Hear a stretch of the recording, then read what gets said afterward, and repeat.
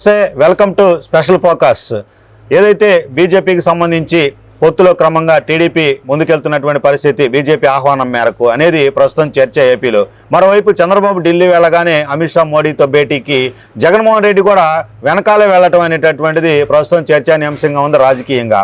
జగన్మోహన్ రెడ్డి ఢిల్లీ వెళ్ళటాన్ని సజ్జల రామకృష్ణారెడ్డి తాజాగా ప్రస్తావిస్తూ నిధుల కోసమే వెళ్ళారు కానీ వేరే రాజకీయ కారణాలు లేవంటూ కూడా ఆయన సమర్థించుకోవడం జరిగింది. దీనికి సంబంధించి జనసేన అధికార ప్రతినిధి మనతో రజనీ గారు ఉన్నారు. రజనీ గారి అభిప్రాయం తెలుసుకుందాం మొత్తం మీద సజ్జల వ్యాఖ్యలకు సంబంధించి ఢిల్లీ పర్యటనలో జగన్మోహన్ రెడ్డికి సంబంధించి. మేడం నమస్తే. సజ్జల రామకృష్ణారెడ్డి గారి వ్యాఖ్యలు చూస్తే కనుక ఆయన ఢిల్లీ వెళ్ళింది ప్రజల కోసమే నిధుల కోసమే అనేటటువంటి అభిప్రాయం, కానీ రాజకీయంగా మాత్రం ప్రజల్లో చర్చ జరుగుతుంది. చంద్రబాబు వెనకాలే వెళ్ళాడు జగన్ అనేది ఏమనుకోవచ్చు మేడం? సార్, ముఖ్యంగా పిల్లికి ఎలక సాక్ష్యం చెప్పినట్టుగా ఏదైతే జగన్మోహన్ రెడ్డి గారు వెళ్ళిన దానికి సజ్జల గారు స్టేట్మెంట్ ఇస్తే అలాగే ఉంటుందండి. మేమైతే అలాగే అనుకుంటాం. అదే రకంగా నిధుల గురించి వెళ్ళాడంట. 4 గోడ అంటే గదుల్లో చెప్పండి ఈ మాటలు, మీడియా ముందు కాదు. నిధుల కోసం వెళ్ళాడని అంటున్న రాష్ట్ర ప్రజలు. ఇన్నిసార్లు జగన్మోహన్ రెడ్డి గారు ఎప్పుడు టూర్ ప్లాన్ అవుతుంది, ఎప్పుడు టికెట్ కొట్టించుకుంటారంటే ఏదైతే వివేకానంద రెడ్డి గారి మర్డర్ కేసులో అవినాష్ రెడ్డి గారి వాదనలు బిగిన్ అవుతున్నాయి. రేపటి రోజు సుప్రీంకోర్టులో ఆయనది బెయిల్ పిటిషన్ వస్తుందంటే ఆ ముందు రోజు 2 రోజుల్లో ఢిల్లీ పోతారు. మళ్ళీ అది వాయిదా పడుతుంది. ఇదే జరుగుతున్న వ్యవస్థ. అదే రకంగా 25-23 ఎంపీలు అంటారు కదండి, వాళ్ళు భారీ ఎంపీలు పార్లమెంట్లో. అంతమంది ఎంపీలు ఉండి స్పెషల్ ప్యాకేజ్ ఏమన్నా తీసుకొచ్చారా రాష్ట్రానికి? పోలవరం నిధులు ఏమన్నా విడుదల చేయించారా? ఏం అడుగుతారంటే సామాన్యుడికి అందుబాటు ధరలో సినిమా టికెట్ ధర 100 రూపాయలకే మీ చెంతలో, మీకు లేదు చింత. ఈ పనికిమాల స్టేట్మెంట్ కోసం వీళ్ళని పార్లమెంట్లో కూర్చోబెట్టాడా? ఒకడేమో వాళ్ళంతా చూపిస్తాడు గోరంట్ల మాధవ్, ఒకడేమో ఏటు విజయసాయిరెడ్డి గారు అప్పుడప్పుడు కోర్టులకు హాజరవ్వకుండా నేను ఎప్పుడు పార్లమెంట్లో బిజీగా ఉన్నాను అన్నట్టుగా స్టేట్మెంట్లు. ఇంకొకటికి భాష మాట్లాడదామంటే హిందీనే రాదు పాపం కొంతమంది వ్యక్తులకి. సో ఇలాంటి వాళ్ళని తీసుకుని వెళ్ళి అక్కడ కూర్చోబెడితే, ఇంకొకటి మార్గాని భరత్ గారు అయితే ఏకంగా పాపం టిక్ టాక్ స్టార్, ఆయన ఇక్కడ మాట్లాడతాడు కానీ అక్కడ మాట్లాడలేడు. అదే రకంగా నందిగామ సురేష్ గారికి పాపం మాట్లాడదామంటే ఇంగ్లీషు హిందీలో ప్రావీణ్యత లేకపోవడం వల్ల భాష రాదు. ఏమంటే ఆంధ్రాలో మన ప్రావీణ్యత చూపించవచ్చు కానీ పార్లమెంట్ సాక్షిగా మోడీ గారికి ఎదురుగా లేకపోతే సభ్యుల మధ్యలో ఒక స్టేట్మెంట్ కనీసం రాసి ఇచ్చిన స్క్రిప్ట్ అన్నా చదవయ్యా అంటే ఇంతవరకు ఆయన స్టేట్మెంటే మేము పార్లమెంట్ సాక్షిగా వినలేదండి. ఇలాంటి ప్రబుద్ధులను తీసుకొని వెళ్ళి మేము పార్లమెంట్లో కూర్చోబెట్టి రాష్ట్రం గురించి ఏ ఒక్క విషయాన్నైనా మీరు చర్చించారా? లేదే.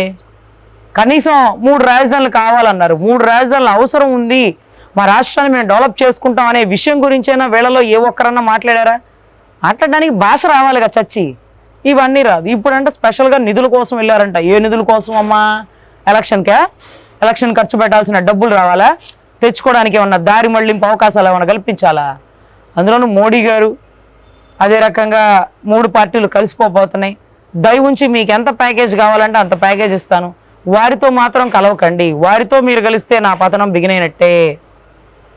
ఇప్పుడు వరకు నన్ను కాపాడారా? నన్ను బావిలో పడిపోయిన వాడిని బయటకు తోడారా? ఈరోజు రాష్ట్ర ప్రజల్లో కొద్ది గొప్ప వైసీపీ బీజేపీ కలిసి ఉంది అనే ఒక స్టాండ్ని జనాల్లోకి తీసుకెళ్లారండి. ఏది వాళ్ళకి సంబంధించినటువంటి బీజేపీ అధ్యక్షులు ఉన్నంత వరకు, అంటే సోమవీర్రాజు గారి వరకు. పురంధేశ్వరి గారు వచ్చిన దగ్గర నుంచి వారు 1 సైడ్ అయిపోయిందండి.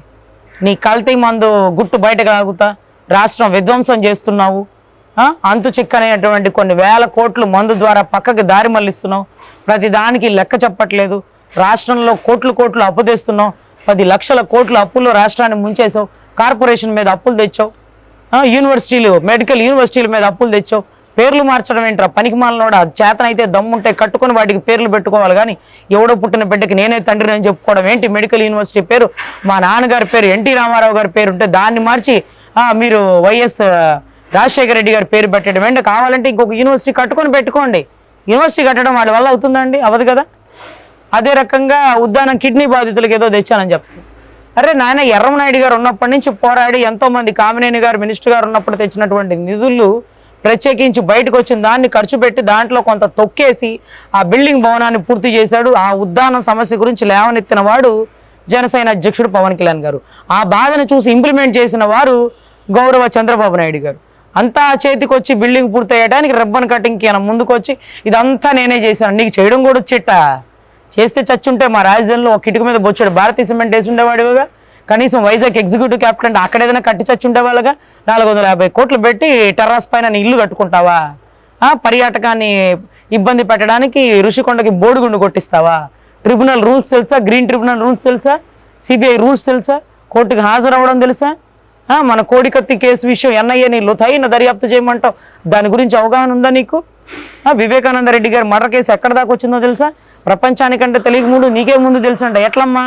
చలక జ్యోతిష్యం ఏమైనా చెప్తావా? లేకపోతే గవ్వలేసి ఏమన్నా పాచికలేసి చెప్పావా?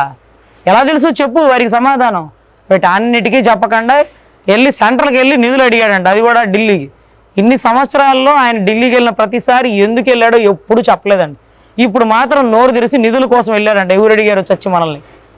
ఏదో ఒకటి చెప్పాలి కదా. వాళ్ళు ఎలాగైనా వాళ్ళ వెనకాల ఎందుకు వెళ్ళావా అని అడుగుతుంటే సిగ్గుపోయి, లేదండి వాళ్ళ వెనకాల నేను ఎందుకు పోతా, ప్రత్యేక నిధుల కోసం అంట. ఎందుకమ్మా? ఎలక్షన్ ముందు ఖర్చు పెట్టాల్సిన నిధులు ఏమైనా అవసరమా? లండన్కి వెళ్ళి మళ్ళీ తెచ్చుకోవాలా? సిబిఐ దగ్గర బెయిల్ వేసుకొని బెయిల్ అఫిడవిట్ దాఖలు చేసుకొని మళ్ళీ లండన్ ఏమైనా వెళ్ళాలా? లేకపోతే పూర్తిగా కేల్కతం దుకాణం బంధులాగా స్పెషల్ ఫ్లైట్ వేసుకొని పారిపోతావా? దేనికి వెళ్ళావు? అడగడానికి వెళ్ళావు. ఇప్పుడు వరకు ఏం అడిగావు? రాష్ట్రానికి ఏం తీసుకొచ్చావు? ఇంతమంది పార్లమెంట్ ఎంపీలు నీకు ఇస్తే నువ్వు ఇదేనా చేసేది?